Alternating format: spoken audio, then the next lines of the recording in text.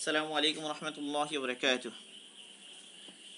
إن الحمد لله نحمده ونستعينه ونستغفره ونؤمن به ونتوكل عليه ونعوذ بالله من شرور أنفسنا ومن سيئات أعمالنا.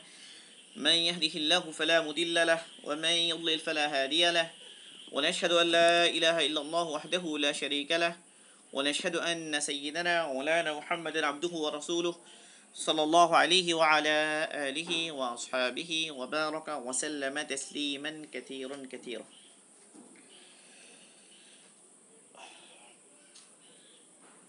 আমাদের আলহামদুলিল্লাহ আল্লাহ পাকের মেহেরবানি, এটি রিয়াদুস সালিহিন মিন কালামি সাইয়্যিদুল মুরসালিন ইমাম নববী রাহিমাহুল্লাহ এর বিখ্যাত কিতাব, এর কিতাব বাবুল ইখলাস, যেটা প্রথম অধ্যায়, যেটা বাবুল ইখলাস ওহিদারিন নিয়াহ ফি জামিল আমালি ওয়াল আকওয়ালিল বারিজাতি ওয়াল খাফিয়াহ।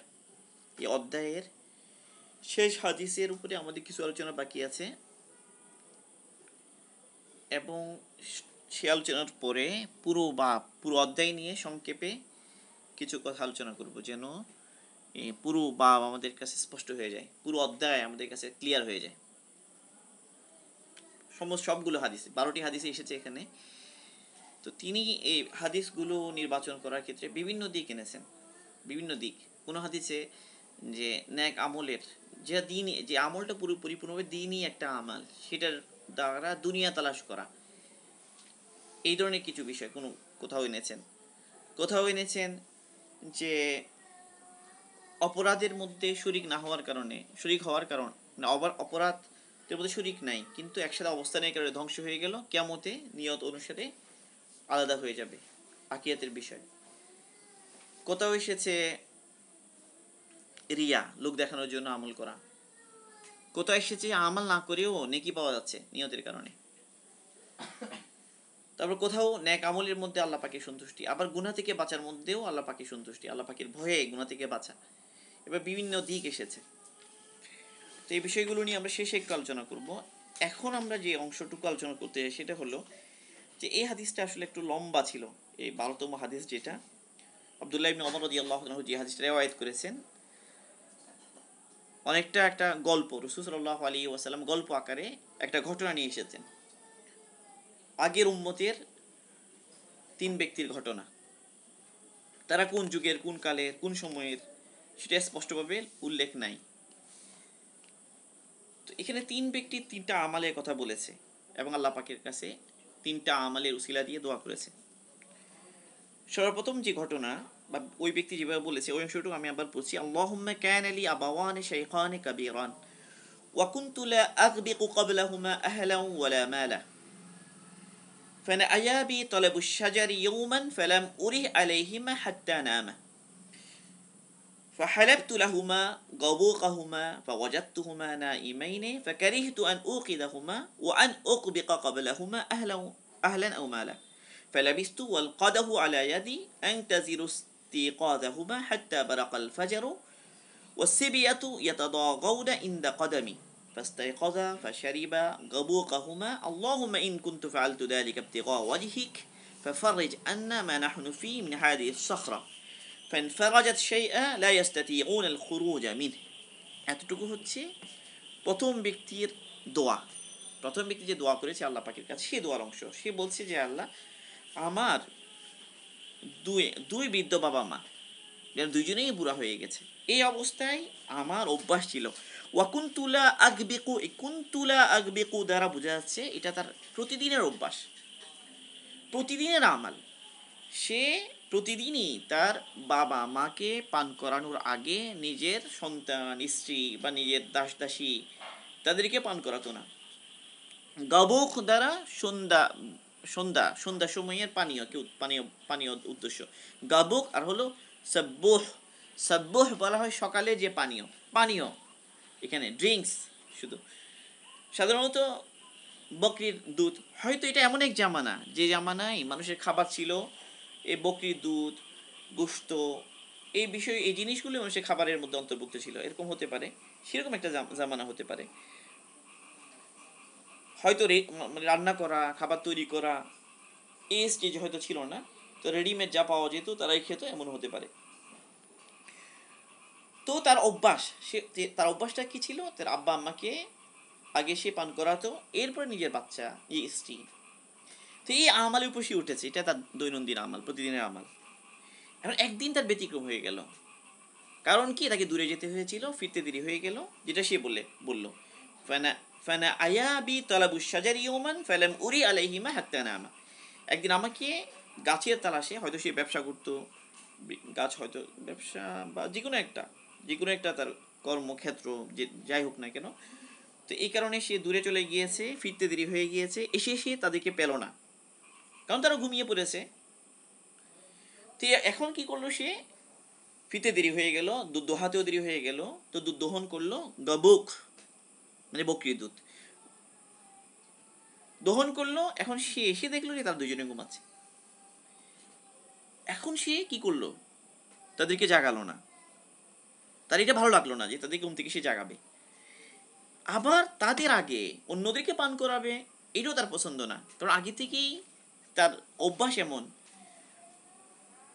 এখন আজকে এই অবস্থায়ও সে অন্যদেরকে পান করাচ্ছে না, সে ওই পান পাত্র হাতে দাঁড়িয়ে রইল ওখানে, অপেক্ষায় আছে কখন তারা জাগবে। এদিকে বাচ্চা, তার বাচ্চা, ছোট ছোট বাচ্চাও আছে, তারা কান্নাকাটি করছে খাওয়ার জন্য, হয়তো খিদাও লেগেছে, কিন্তু সে তার আমালির উপরে মজবুত। সে যে একটা অভ্যাস করে নিয়েছে আল্লাহ পাকের সন্তুষ্টির জন্য, উদ্দেশ্য আল্লাহ পাককে সন্তুষ্ট করা, বাপ মার যে হক সেটা আদায় করা, এই কারণে প্রতিদিনের মতো আজকেও সে তার আমালের উপরে ইস্তেকামাত রইল। মানুষ সাধারণত এই সমস্ত ক্ষেত্রে পারে না, এই ধরনের পরিস্থিতিতে মানুষ পারে না। মানুষ এই ধরনের পরিস্থিতিতে সাধারণত তার স্বাভাবিক আমাল, এটার উপর ইস্তেকামাত থাকতে পারে না, কিন্তু সে রইল। এবং তার এই কষ্ট শিকারটা আল্লাহর জন্য। এবং কেমন কষ্ট, যে পুরো রাত সে দাঁড়িয়ে রইল, দিনের বেলাও কিন্তু সে পরিশ্রম করেছিল, দূরে চলে গিয়েছিল, ফিরতে দেরি হয়ে গিয়েছে, তার মানে তার শরীর ক্লান্তিও ছিল। এই ক্লান্তি সত্ত্বেও তার আব্বা আম্মার প্রতি এহসান, তার আব্বা আম্মার খেদমত, আব্বা আম্মার সন্তুষ্টি তালাশ, এটা তার কাছে এত গুরুত্বপূর্ণ ছিল। সে, তার শরীরে ক্লান্তি আছে, সমস্ত অসুবিধা আছে, তার ঘুমানো দরকার, এত কিছু সত্ত্বেও সে কি করলো, ও পাত্র হাতে দাঁড়িয়ে রইল। তো অনেক সময় মানুষ হাল ছেড়ে দেয়, তাই না, 1 ঘন্টা হয়ে গেল, 2 ঘন্টা হয়ে গেল, জাগায় না, কিন্তু না, তার ইস্তিকামাত, যে সে দাঁড়িয়ে আছে, সারা রাত কেটে গেল, সকাল হয়ে গেল। এখন দুইটা দিক, একটা হলো তার কষ্ট হচ্ছে, দুই আবার বাচ্চারা আছে ওখানে, তারা কান্নাকাটি করছে, আব্বা আম্মা এখনো জাগেনি, সে অপেক্ষায় আছে। অবশ্যই জাগলো, তাদেরকে পান করালো, এরপরে নিজের বাচ্চাদেরকে পান করালো। এখন এই কাজটা করেছে শুধু আল্লাহ পাকের জন্য, কারণ আল্লাহ পাকের জন্য এটা দলিল কি, দলিল হলো চাইলে তো সে ঘুমিয়ে পড়তে পারতো, বাচ্চাদের খাওয়াতে পারতো, কিন্তু সে কোনোটাই করেনি, সে ওখানেই আছে। তো এখানে এখলাস তার কামেল দরজায় পৌঁছে গিয়েছে।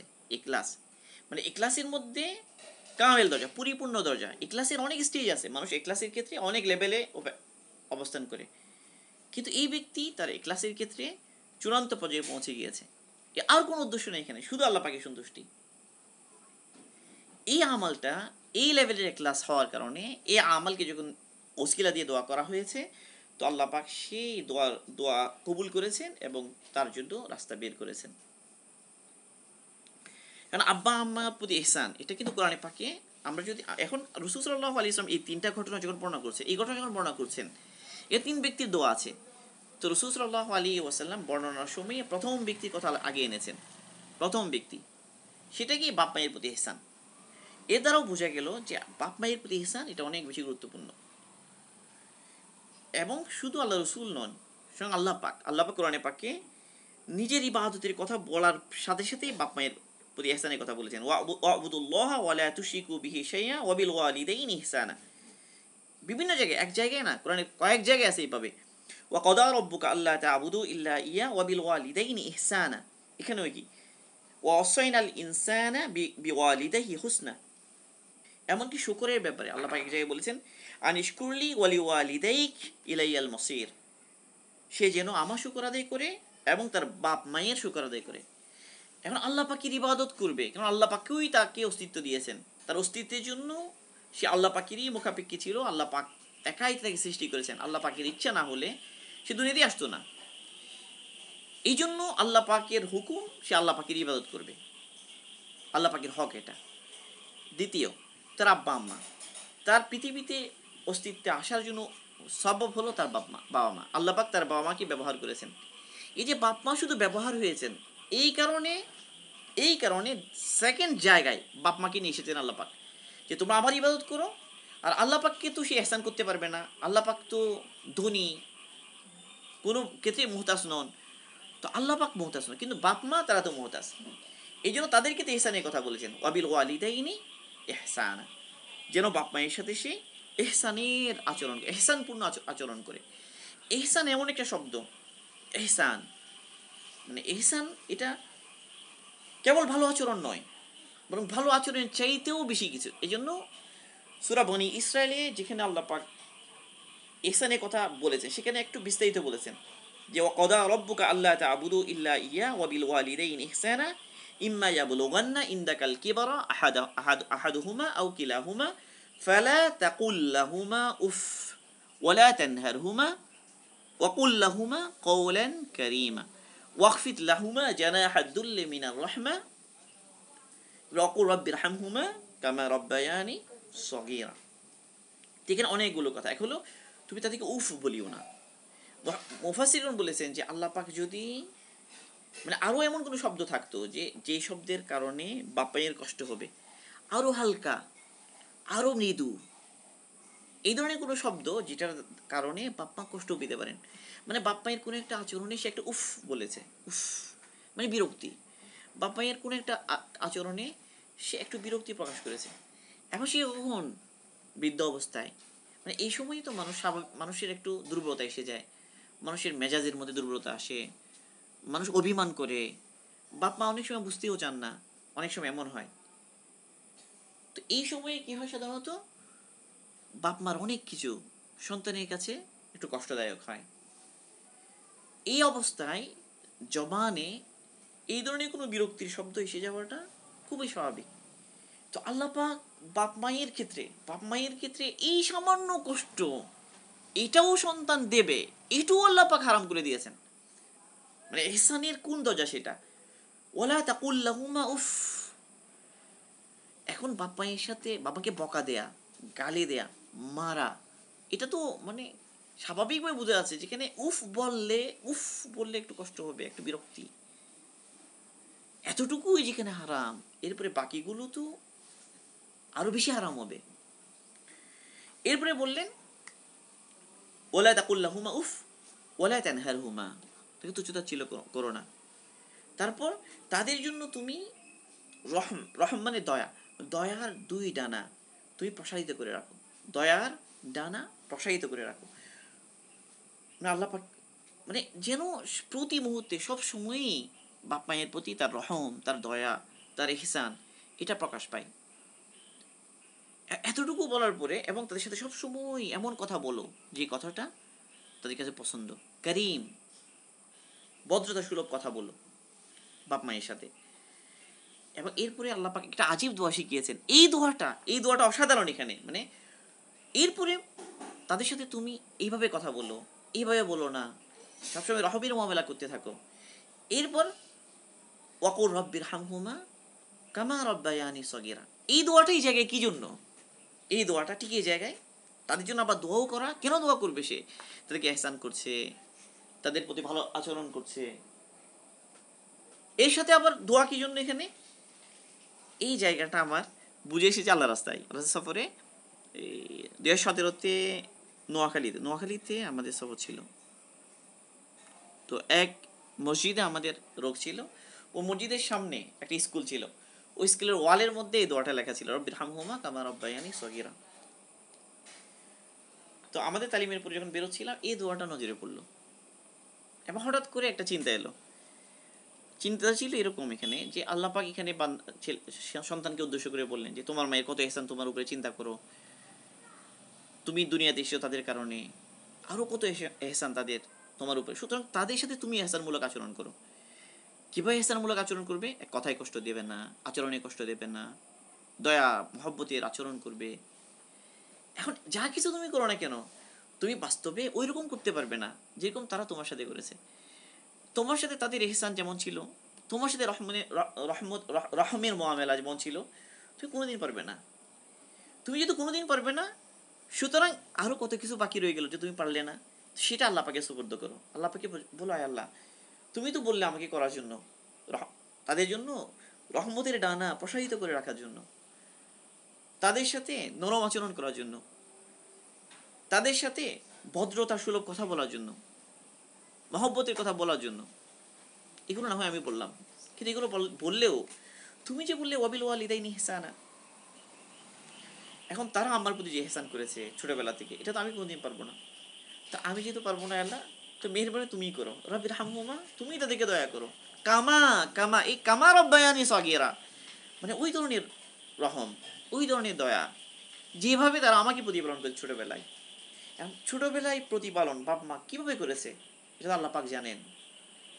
ঠিক সেইভাবে তুমি রহম করো, কারণ আমি তো করতে সক্ষম নই, আমি তো পারবো না।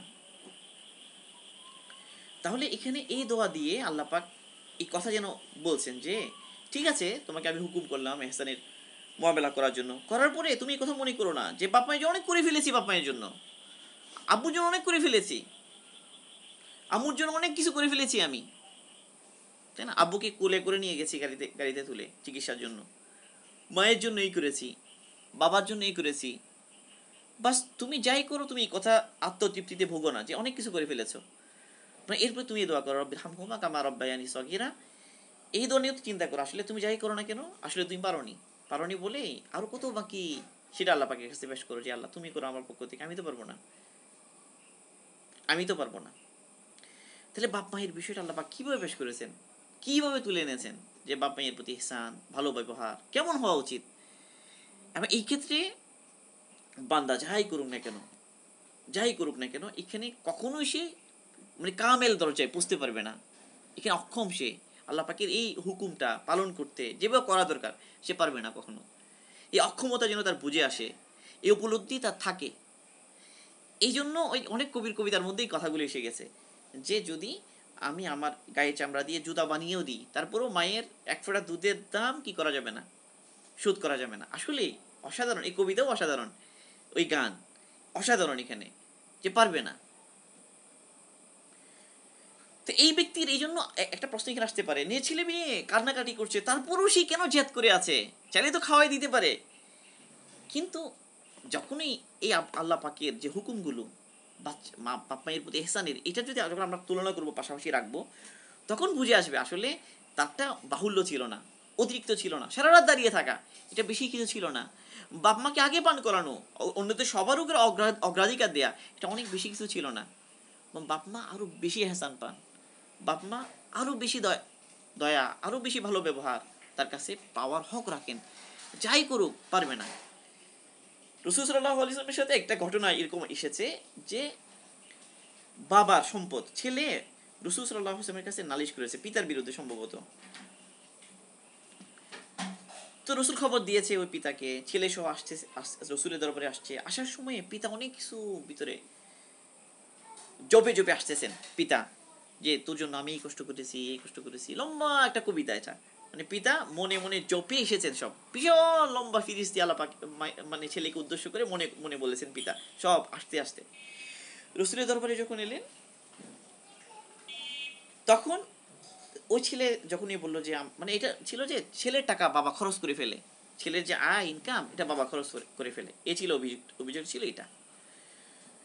তো আল্লাহ রসুল বললেন যে আচ্ছা ঠিক আছে, আমি যেটা উত্তর দিব, কিন্তু আপনি আগে বলুন যে পথে পথে যা আপনি এতক্ষণ ভিতরে ভিতরে আপনি স্মরণ করে আসছিলেন বা জপে আসছিলেন, ভিতরে ভিতরে যেই কথাগুলো মনে মনে বলছিলেন আপনি, সেগুলো আপনি একটু বলুন আগে। এখন আল্লাহ রসুলকে তো আল্লাহ পাক জানিয়ে দিয়েছেন। এরপরে ওই বাবা এই প্রত্যেকটা কথা বললো, হে আমার ছেলে, এরকম একটা দিন কি যায়নি, এরকম একটা দিন কি যায়নি, এরকম একটা দিন যায়নি তোমার সাথে আমি কি এই আচরণ করিনি, আজকে কি আমি এই এই ধরনের আচরণ তোমার কাছ থেকে প্রাপ্য, এভাবে। তো এত কিছু বলার পর রাসূল বললেন আনতা ওয়া মালুকা লি আবিকা, আনতা ওয়া মালুকা লি আবিকা, তুমি এবং তোমার সম্পদ সব তোমার বাবার, তুমিও তোমার বাবার, তোমার মালও তোমার বাবার। মানে অসাধারণ একটা, আনতা ওয়া মালুকা লি আবিকা, তুমি এবং তোমার সব সম্পদ তোমার বাপ মায়ের। আল্লাহ পাক আমাদেরকে বুঝার তৌফিক দান করুন। মানে অনেক সময় বাপ মা কষ্ট দেয়, তাই না? বাপ মার কাছে আচরণে সন্তান কষ্ট পায়। বিশেষ করে বিয়ে শাদীর পরে ঘটনাগুলো ঘটে যে অনেক সময় মানে একটু বোঝাপড়াতে সমস্যা হয়, মায়ের সাথে সমস্যা হয়। বিশেষ করে বাবার চাইতেও মায়ের সাথে, ছেলেদের ক্ষেত্রে আর কি, বিয়ে করার পরে মায়ের সাথে একটু এদিক ওদিক হয়ে যায়। এই সময় অনেক ছেলেই বরদাস্ত করতে পারে না, অনেক ছেলেই পারে না। এখন কথা হলো যে বাপ মা যদি জুলুম করেন সেটা হয়তো আল্লাহ পাক আখিরাতে দেখবেন, কিন্তু সন্তান দুনিয়াতে বাপ মায়ের জুলুম সত্ত্বেও, বাপ মায়ের জুলুম সত্ত্বেও বাপ বাপ মায়ের সাথে খারাপ আচরণ করতে পারবে না। এটা হলো উসুল। বাপ বাপ মায়ের সাথে খারাপ আচরণ করতে পারবে না। এমনকি কোনো পিতা যদি কোনো সন্তানকে হত্যা করে, তো অন্য সব জায়গায় কিসাস আছে যে পিতার পরিবর্তে, মানে হত্যার পরিবর্তে হত্যা করা হবে। কিন্তু না, পিতা যদি কোনো কারণে অন্যায়ভাবে উনি সন্তানকে হত্যা করে ফেলে, বলে পিতাকে হত্যা করা হবে না। এটা শরীয়তের বিধান, শরীয়তের বিধান যে পিতা তাকে হত্যা করবে। পিতা ছেলেকে হত্যা করেছে, শাস্তি হিসেবে দুনিয়াতে কখনো পিতাকে হত্যা করা হবে না। পিতা পিতা হিসেবে তাকে হত্যা করা হবে না। দুনিয়ার যে শাস্তিটা আল্লাহ তুলে দিয়েছেন আদালতে আদালতে, তাহলে ঘরে সংসারে বিভিন্ন জায়গায় একটু এদিক ওদিক হয়ে গেলে আমি যে প্রতিশোধ নিয়ে ফেলবো, আমি যে একটু জবাব দিয়ে ফেলবো, আমি এই অধিকার আমার নাই। যেখানে পিতা হত্যা করে ফেললে দুনিয়াতে পিতার কি হবে না, শাস্তি হবে না, হবে না। আদালত হিসেবে আদালত পিতাকে শাস্তি দিতে পারবে না, হত্যা করতে পারবে না। পিতা পিতা হিসেবে, এটা পিতার সম্মান বাপ মায়ের। তো আল্লাহ পাক আমাদেরকে বোঝার তৌফিক দান করুন। এটা একটা বড় একটা সবরের ক্ষেত্র। এই ধরনের কন্ডিশন যদি কারোর ক্ষেত্রে ঘটে থাকে, অনেক সময় ঘটে, অনেক সময় সন্তান পারে না, বিয়ে শাদীর পরে বিভিন্ন ধরনের জুলুম হয়ে যায়। আসলে এই জুলুম জুলুম, কিন্তু এই জুলুমের প্রতিকার আল্লাহ পাক করবেন। এখানে দ্বিতীয় বিষয় হলো বাপ মায়ের কারণে কিন্তু স্ত্রীর উপর জুলুম করা যাবে না। এটা একটা সূক্ষ্ম, মানে অধিকারের বিষয়, হকের বিষয়। স্ত্রীর হক স্ত্রীর, বাপ মায়ের হক বাপ মায়ের। বাপ মায়ের বুঝের সমস্যার কারণে সন্তান এখানে স্ত্রীর উপরে কি করতে পারবে না, জুলুম করতে পারবে না। এই সময় এই যে হিসাবগুলো করা অনেক কঠিন, এই সময় সঠিক আচরণ করাটা অনেক কঠিন। আল্লাহ পাক আমাদেরকে তৌফিক দান করুন, আমরা যেন পারি, আমরা যেন এই সঠিক ব্যবহারটা করতে পারি। আমার বাপ মা, তাদের সাথে আমি কি আচরণ করব, আমার স্ত্রী, তার হক আমি কীভাবে আদায় করব, কীভাবে আমি হ্যাকমতের মাধ্যমে দুটোর মধ্যে ব্যালেন্স করব, কীভাবে আমি সবর করব, কীভাবে আমি আমার মায়ের অনেক গালাগালি, আমার বাবার অনেক কটু কথা আমি হাসি মুখে কীভাবে কবুল করব। এটা কিন্তু মস্কের বিষয়, মস্ক প্র্যাকটিসের বিষয়, যে এই জায়গায় চলে না। এটা জবাব দেয়া, পাল্টা জবাব দেয়া, এই জায়গায় প্রতিশোধ নিয়ে ফেলা, এই জায়গায় কিছু একটা করা বলে দেয়া, না, শরীয়ত সুযোগ রাখে না। যেখানে পিতা হত্যা করে ফেললে শরীয়ত এমন বিধান রেখেছে, পিতাকে কি করা হবে না, হত্যা করা হবে না। সন্তানকে হত্যা করলে কিসাস এখানে চলবে না, কিসাস মাপ। এটা হলো শরীয়তের হুকুম। আল্লাহ পাক আমাদেরকে বুঝার তৌফিক দান করুন। এতটুকু আলোচনা এখানে। দ্বিতীয় ঘটনা যেটা, সেখানেও কিন্তু অনেক মানে ইবরত হাসিলের আমাদের অনেক বিষয় দ্বিতীয় ঘটনাতে আছে। দ্বিতীয় ঘটনাতে এটা হলো ইফফাতের কথা। ইফফাত বলা হয় এটা, নিজের লজ্জাস্থানে হেফাজত করা, নিজেকে গুনাহ থেকে বাঁচিয়ে রাখা, ফায়ের সাথে নফসানি থেকে বাঁচানো। এই জামানায় একটা অনেক বড় সমস্যা এটা। এই জন্য ওই 7 ব্যক্তিকে যে আরশের ছায়াতলে স্থান দেওয়া হবে, সেখানে এক ব্যক্তি এমনও আছে যাকে কোনো উচ্চ বংশীয় সুন্দরী মহিলা নিজের দিকে ডাকে, আর সে বলে ইন্নী আখাফুল্লাহ, আমি আল্লাহ পাককে ভয় করি। এই সঙ্গীর মুহূর্তে আল্লাহ পাককে ভয় করা, এটা এমন এক মর্যাদাপূর্ণ আমাল, মানে এমন ফজিলতপূর্ণ একটা আমাল, যে কারণে বান্দা আরশের ছায়ার নিচে স্থান পাওয়ার যোগ্য হয়। আরশের ছায়ার নিচে যে স্থান পাওয়ার যে হাদিস, এই হাদিসের প্রতিটা বিষয় যদি আমরা খেয়াল করি একটা একটা করে, তাহলে দেখা যাবে প্রতিটা কাজের মধ্যে হিম্মতের দরকার। হিম্মত ছাড়া পারবে না। আল ইমামুল আদেল, নেই বিচারক, শাসনকর্তা, নেই বিচার করা, এই অবস্থায় এটা অনেক হিম্মতের কাজ, অনেক সময়ই পারা যায় না। কঠিন হিম্মত না থাকলে মানুষ এটা পারবে না। তাহলে এই হিম্মত এখানে যোগ হয়ে গেছে, এই জন্য এটার মর্যাদা বেশি, আরশের ছায়া নিচে স্থান দেওয়া হবে। এরপরে দিল মসজিদে লাগানো থাকবে। দুনিয়ার সমস্ত ব্যস্ততা ঠিক আছে, কিন্তু আল্লাহ পাকের হুকুম যখন এসে গেছে তখন দৌড়ের মধ্যে চলে যায়। এটাও কিন্তু অনেক হিম্মতের কাজ।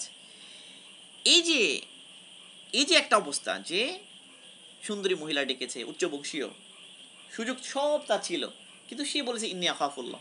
এটা কিন্তু অনেক কঠিন ক্ষেত্র, কঠিন ক্ষেত্র। তো এটা কি কেবল এই সমস্ত সিচুয়েশন, বরং আমি বলি যে আমাদের সামনে কোনো একটা হারাম ছবি এসে গেছে, তো আমার বলতে হবে ইন্নী আখাফুল্লাহ। আমার সামনে কোনো একটা হারাম ভিডিও এসে গেছে, চাইলে আমি ক্লিক করতে পারি, তো আমি বলবো ইন্নী আখাফুল্লাহ। আমার সামনে নজরে পড়ে গেছে এরকম কোনো আকর্ষণীয় জিনিস, আমাকে টানছি ওদিকে, তো আমাকে বলা শিখতে হবে ইন্নী আখাফুল্লাহ। ইন্নী আখাফুল্লাহ বলে যেখানে পুরুষ সরে আসার একদম একদম চূড়ান্ত পর্যায়ের যেটা গুনাহ এই ক্ষেত্রে সেটা থেকে সরে আসা, এটা যেমন ফজিলতের। এই যে ছোট ছোট ক্ষেত্র আর যেগুলোকে আমরা হালকা মনে করি সেগুলো আমি পারি কিনা এটা একটা পরীক্ষা। কিন্তু অনেক সময় ওই বড় পরীক্ষায় আমরা পড়িনি কোনটা একদম চূড়ান্ত চূড়ান্ত কাজটার জন্য ডাকা, এটা তো অনেক চূড়ান্ত ক্ষেত্র, এটার জন্য আমাকে ডাকা হয়নি। কিন্তু প্রতিনিয়ত তো এই ছোট ছোট যেগুলো আমি ছোট মনে করি এগুলো তো পরীক্ষা তো আমার হতে থাকে। তো আমি যদি এই পরীক্ষাগুলোতে পাশ করতে না পারি তাহলে নিশ্চিত যে বড় পরীক্ষা যেটা এটা তো আমি পাশ করতে পারবো না। এই হাদিসের মধ্যে এই ঘটনাটা যে এরকম একটা চরম মুহূর্ত থেকে চলে আসা, এটা কি আল্লাহ রাসূল এনেছেন এখানে, এবং এটার কারণে তার দোয়া আল্লাহ পাক কবুল করেছে। এই আমলটার বিনিময়ে, এই আমলের উসিলায় দোয়া করা হয়েছে, দোয়াটা আল্লাহ পাক কবুল করেছেন। কারণ এই আমলটার মধ্যে বুলন্দ পর্যায়ের হিম্মত এখানে প্রকাশ পেয়েছে, নিজের খায়েশাতকে পুরো কন্ট্রোল করে। মানে সেই তার বলা লফজ, যে শব্দে সেই বিষয়টা বলেছে, সে বলেছে যে যখনই সেই মেয়ে বলল, কি বলল সে বলল যে ইত্তাকিল্লাহ ওয়ালা তাফুদ্দাল খাতামা ইল্লা বিহাক্কি, তুমি আল্লাহকে ভয় করো, খবরদার তুমি অন্যায়ভাবে ওই মোহর ভেঙ্গো না, যে মোহর ভাঙ্গার কোনো অধিকার তোমার নেই, না হোক তুমি ওই মোহর ভেঙ্গো না। এই কথা যখন বললো ফান সরাফতু আনহা ওহি আহব্বুন নাসি ইলাইয়া, সে বলেছে আমি উঠে গেলাম, ফিরে এলাম, যদিও সেই ছিল আমার সবচেয়ে মহব্বতের মানুষ, তাকে আমি অনেক বেশি কামনা করছিলাম, মানে আমার সমস্ত কামনা বাসনা এখানে এক বিন্দুতে জমা হয়ে গিয়েছে, এরপরেও আমি ফিরে এসেছি। তো এরকম একটা জায়গায় সে ফিরে এসেছে, এই জন্য আল্লাহ পাক তার এই আমালকে এত কবুল করেছেন যে এটার উসিলায় তার দোয়া কবুল হয়েছে। এবং ওই লোক যাকে কোনো ভদ্র মহিলা উচ্চবংশীয় সুন্দরী নিজের দিকে আকৃষ্ট করে, আর সে বলি ইন্নী আখাফুল্লাহ।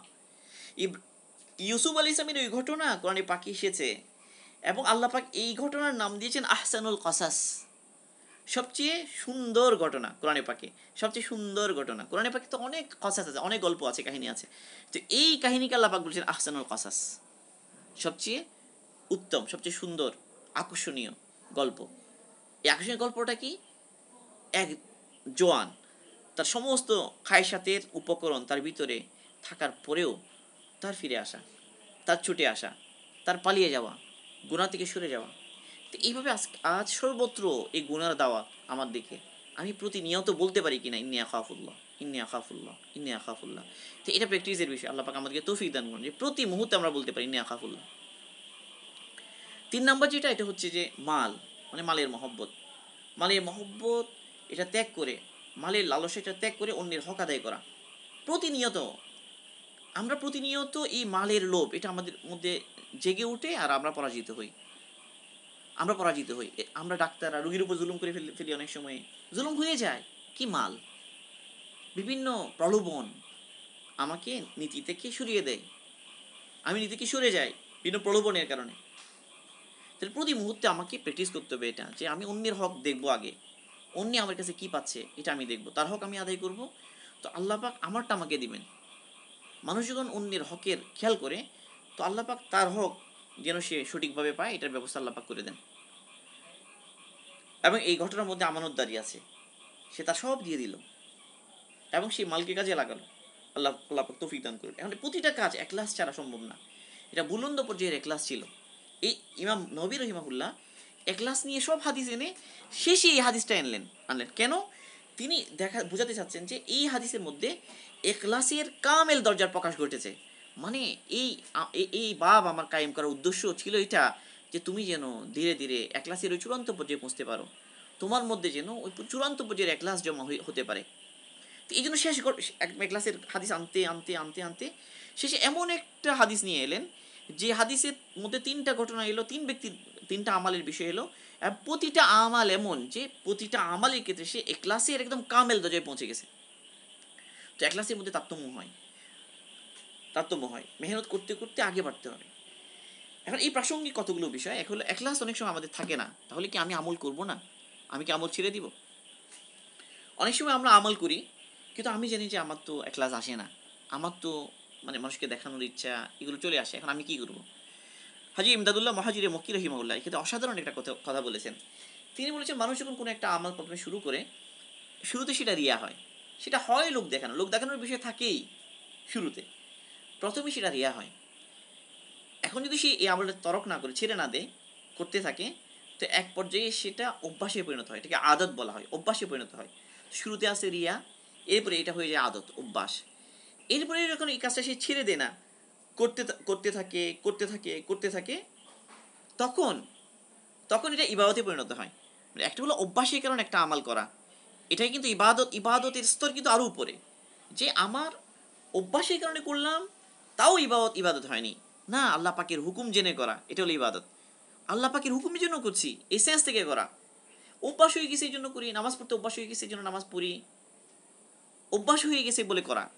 তো এটা যদিও আল্লাহ পাকের হুকুমই পালন করছি, কিন্তু কামেল দরজার ইবাদত হওয়ার জন্য আল্লাহ পাকের হুকুম জেনে করছি, এটাই জরুরি, আল্লাহ পাকের হুকুম এই জন্য করছি। তো এই জন্য একদম মানুষের যেগুলো চাহিদা পূরণের বিষয়, খাওয়া দাওয়া, এটা নিজের স্বার্থ থাকে, আরও অন্যান্য চাহিদাগুলো পূরণ করার সময় মানুষ যা করে, এখানে যদি সে নিয়ত করতে পারে যে না এটা এই জন্য করছি যে আল্লাহ পাকের হুকুম বলে করছি, তাহলে এটা ইবাদত হলো। এখন যখন সে ইবাদত ওটার উপর থাকে, এক পর্যায়ে সে এখানে পৌঁছে এটা ইখলাস হয়ে যায়। তাহলে শুরুতে রিয়া, তারপর এটা আদত, অভ্যাস, তারপর এটা ইবাদত, তারপর এটা ইখলাস। এখন যদি কোনো ব্যক্তি যখন রিয়ার স্টেজে থাকে, ফার্স্ট স্টেজ, সে যদি এখন এই কথা মনে করে আমল ছেড়ে দেয়, দৌড়ো আমি তো লোক দেখানোর জন্য করি, আমার আমল করে কী লাভ, তো সেই ব্যক্তি কখনো কি হবে না, এই ক্লাসে বসতে পারবে না।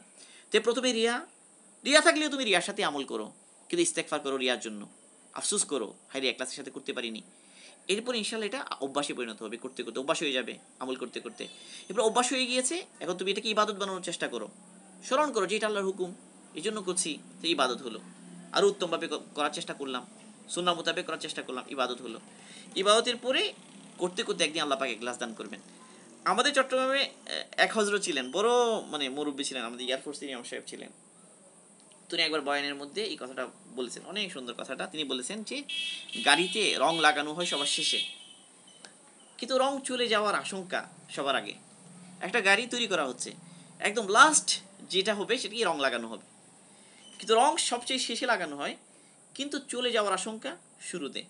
তো ইখলাস হলো এরকম একটা বিষয় যে আসে সবার শেষে, কিন্তু ইখলাস নষ্ট হওয়ার আশঙ্কা প্রথমেই চলে যাওয়ার আশঙ্কা। তো ইখলাস আসবেই শেষে, এই জন্য ইখলাস নাই বলে আমি আমল করবো না, কোনোদিন আমি ইখলাসে বসতে পারবো না। রিয়া হোক, রিয়ার সাথেও আমল করি, আল্লাহ আমাদেরকে তৌফিক দান করুন। রিয়া আসে তারপর আমল করি, ইনশাআল্লাহ আস্তে আস্তে আল্লাহ পাক রিয়া থেকে আমাদেরকে মুক্ত করবেন, মেহনত করতে থাকবো। এই তো এখানে প্রথম যে হাদিস এসেছে, এই সংক্ষেপে হাদিসগুলো বলে এই অধ্যায়টি শেষ করে দিই। প্রথম হাদিস ছিল নিয়তের ব্যাপারে, ইন্নামাল আমালু বিন্নিয়াত। এখানে একটা জিনিস দেখানো হয়েছে যে মানুষ যখন কোনো দিনের কাজ, এটা ছিল আসলে দিনেরই কাজ, যখনই এটা দুনিয়ার উদ্দেশ্যে করেছে, এটা কিন্তু আর দিনের কাজ থাকেনি, এই জন্য এটা আজরও পাবে না।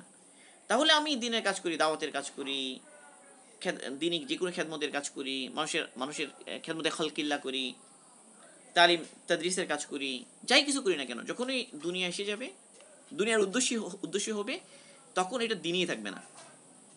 এই জন্য মানুষের দিনের কাজ যখন তার নিয়ত নষ্ট হয়, দুনিয়া যেখানে উদ্দেশ্য হয়ে যায়, তো সেটা কি হয়ে যায়, সে দুনিয়া হয়ে যায়, সেটা দিন থাকে না। অনেক মানুষ মনে হচ্ছে সে দুনিয়ার কাজ করছে, কিন্তু এটা পুরোটা দিন। আর অনেক সময় মানুষ করছে কিসের কাজ, করছে দিনের কাজ, অথচ দুনিয়া। আল্লাহ আমাদের হেফাজত করুন। খাজা ওবায়দুল্লাহ রহিমাহুল্লাহ, অনেক একটা চমৎকার ঘটনা আছে। তো এক লোক ওনার ব্যাপারে শুনেছে, ইনি অনেক আল্লাহর ওলি, অনেক বড় বুজুর্গ। তো ওনার সৌবত পাওয়ার জন্য, ওনার দ্বারা ফায়দা পাওয়ার জন্য সে এসেছে। তো এসে দেখলো কি, ওনার বাড়িঘর এগুলো খুব একদম দুনিয়াদারদের মতো বাড়িঘর, সজ্জিত, সুন্দর, সাজানো গোছানো। তো সে মনে মনে একটা কথা বলল, যে লোক দুনিয়াকে ভালোবাসে সে আল্লাহর ওলি হতে পারে না। এই কথা বলে সে চলে গেছে মসজিদে। এর মধ্যে উনি এসেছেন, খাজা ওবায়দুল্লাহ রহিমাহুল্লাহ, এসে ওনার স্ত্রীর কাছে শুনেছেন যে এক লোক এসেছে, চলে গেছে। তো মসজিদে আছে, উনি গেলেন মসজিদে তার সাথে দেখা করার জন্য। এবং সে যে দিলে একটা কথা বলেছে, সেটা আল্লাহ পাক ইলহামের মাধ্যমে ওনাকে জানিয়ে দিয়েছে। এটা ইলহাম, কিন্তু ওয়াহি না, ইলহাম। ইলহামের বিষয়টা সত্য হতে পারে, কাশফ, ইলহাম, এগুলো সত্য হয়, এগুলো আউলিয়াদের কারামত এটা হক, এটাকে আমরা হক মানি। যারা আউলিয়া একরাম তাদের যে বিভিন্ন কারামত বুজুর্গি বিভিন্ন যে আশ্চর্য ঘটনা ঘটে এটা হক, এটাকে আমরা স্বীকার করি। আহলুস সুন্নাহ ওয়াল জামাতের আকীদা হলো আউলিয়া কেরামের যে কারামত এগুলোকে হক মনে করা, বাকি এগুলো আল্লাহ পাকের তরফ থেকে। তো আল্লাহ পাক তাকে জানিয়ে দিয়েছেন। তো তিনি গেলেন, ওই ব্যক্তির সাথে দেখা হলো। দেখা হওয়ার পরে তাকে বললেন যে ভাই যে আপনি আমার দরজার সামনে গিয়ে একটা কথা মনে মনে চিন্তা করেছেন, সেটা একটু বলে দেন। এলো অবাক হয়ে গেল, সে বলতে যাচ্ছে না। বলে না আপনি বলে দেন, কোনো সমস্যা নেই। তো সে বলে দিল, সে বলল যে কথা ছিল এটা, যে ব্যক্তি দুনিয়াকে ভালোবাসে সে আল্লাহর ওলি হতে পারে না। তো তিনি বললেন যে তোমার এই বাক্যটা ঠিক আছে, কিন্তু এর সাথে দ্বিতীয় বাক্য তুমি মিলিয়ে নাও। এটা তো প্রথম বাক্য, দ্বিতীয় বাক্য হলো যদিও বা ভালোবাসে, যাকে ভালোবাসে তার জন্যই ভালোবাসে। মানে যে ব্যক্তি দুনিয়াকে ভালোবাসে সে আল্লাহর ওলি হতে পারে না, এটা তো ঠিক আছে, কিন্তু তুমি এর সাথে দ্বিতীয় বাক্য যোগ করে নাও, যদিও বা ভালোবাসে, যাকে ভালোবাসে তার জন্যই ভালোবাসে। মানে বাহ্যিকভাবে দুনিয়ার কাজ মনে হয় যেটা দুনিয়া, কিন্তু এটা যখনই করবে আল্লাহর জন্য, সন্তুষ্টি আল্লাহ সন্তুষ্টি, তখন এটা দুনিয়া রইল না, তখন এটা আখিরাতের জন্য হয়ে গেল। আল্লাহ পাক আমাদেরকে তৌফিক দান করুন। এই হাদিসের মধ্যে এই বিষয়টা ছিল। এরপর আরেকটা হাদিসে এসেছে যে যারা জিহাদে শরীক ছিল না, রাসূল সাল্লাল্লাহু আলাইহি ওয়াসাল্লাম বললেন আমাদের সাথে ওই সমস্ত লোক আছে যারা উযরের কারণে আল্লাহ কাছে বের হতে পারেনি, বিভিন্ন উযর অসুস্থতা যাদেরকে আটকে দিয়েছে, তো তাদের নিয়তের কারণেও তারা নেকি পাচ্ছে, তার নিয়তের কারণেও মানুষ নেকি পায়, আমল করতে না পারলেও। আরেকটা হাদিসে একটা গুরুত্বপূর্ণ বিষয় এসেছে যে মানুষ অনেক সময় গুনাহ করে, তো গুনার নিয়তের কারণে সাধারণত নিয়তটা যখন নিয়তের পর্যায়ে থাকে তখন গুনাহ লেখা হয় না, কিন্তু মানুষ যখন কোনো একটা গুনার ব্যাপারে দৃঢ় প্রতিজ্ঞ হয় যে আমি করবই, আজম বলে এটাকে, তখন গুনাহ লেখা হয়। ওই কাতিল এবং মাকতুলের যে হাদিসটা, যে আল্লাহ রসুল ওই হাদিস যখন বললেন যে যে একটা সময় আসবে যে যখন দুই মুসলমান পরস্পর কি হয়, তরবারি উঠায় একজন একজনকে মারার জন্য, তো যে হত্যা করে এবং যাকে হত্যা করা হয় দুইজনই দুইজনেই জাহান্নামী। আল্লাহ রসুলকে জিজ্ঞাসা করা হলো যে ব্যক্তি হত্যাকারী সে জাহান্নামী, এটা তো বুঝে আসলো, তো যেই নিহত হলো সে কেন জাহান্নামী হবে? তো আল্লাহ রসুল ভাই ইন্নাহু কানা হারিসান লিকতলিয়া সাহিবি, কারণ সে ব্যক্তিও তার সঙ্গীকে হত্যা করার ব্যাপারে কি ছিল, দৃঢ় প্রতিজ্ঞ ছিল, অর্থাৎ তার নিয়তটা আজমের পর্যায়ে চলে গেছে, এই কারণে এইটা গুনাহ হয়েছে, কবিরা গুনাহ, এটা কারণে সে জাহান্নামে যাবে। তাহলে বোঝা গেল যে গুনার নিয়ত যদি এমন হয়ে যায় যে দৃঢ় হয়ে গিয়েছে তাহলে গুনাহ লাগা হবে। আবার অনেক সময় হয় কি মানুষ একটা গুনার নিয়ত করেছে, করলেও সে যখনই তার দিলের মধ্যে এই বুঝে এলো যে এই গুনাহ করলে তো আল্লাহ পাক নারাজ হয়ে যাবেন, সাথে সাথে আল্লাহ পাকের ভয়ে সে ফিরে এসেছে, আল্লাহ পাকের ভয়ে সেই গুনাহটা করে নেয়। শর্ত কি আল্লাহ পাকের ভয়ে করে নাই, তাহলে আল্লাহ পাকে একটা কামেল নেকি দিয়ে দেন। আল্লাহ পাকের এহসান এটা, বান্দা ভালো কাজে নিয়ত করলে একটা নেকি পায়, ওই ভালো কাজটা করে ফেললে 10 গুণ নেকি পায়। আবার কোনো একটা গুনাহ করার নিয়ত করেছে আল্লাহ পাকের ভয়ে করে নাই, তাও আবার নেকি পায়, কিন্তু গুনাহ করে ফেললে মাত্র একটা গুনাহ লেখা হয়। কত এহসান আল্লাহ পাকের, আল্লাহ পাকের অনুগ্রহ অনেক বেশি। আর গুনাহগারের সাথে আল্লাহ পাক ইনসাফের মুআমালা করেন, যে একটা গুনাহ লেখা হয়। আর এইসব কথার খোলাসা কি, যে আমাদেরকে নিয়তের ব্যাপারে সজাগ থাকতে হবে, আল্লাহ পাকের জন্য করতে হবে। ইখলাস এটা অনেক গুরুত্বপূর্ণ বিষয়, এটার জন্য যত্ন নিতে হবে, ফিকির করতে হবে।